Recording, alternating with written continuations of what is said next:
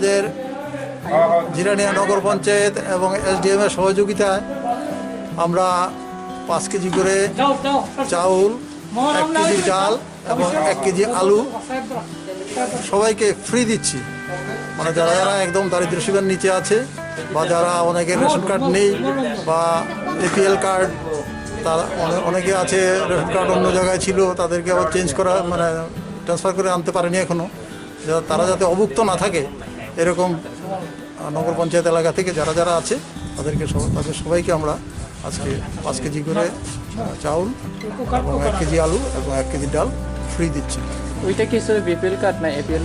APL এর বেশিরভাগই APL, BPL যারা তারা তো এমনিতে সরকারিভাবে পাবে, কিন্তু APL আছে অনেক যারা আগে সরকারের সময়, বিগত সরকারের সময় যারা সত্যিকারের BPL ভুক্ত ছিল কিন্তু তাদেরকে BPL কার্ড দেয়নি, হ্যাঁ, তাদের তো অসুবিধা হবে। সেই জন্য আমরা আজকে নগর পঞ্চায়েতের তরফ থেকে আমরা 5 কেজি করে চাউল, 1 কেজি ডাল, 1 কেজি আলু। আপনার নাম কি?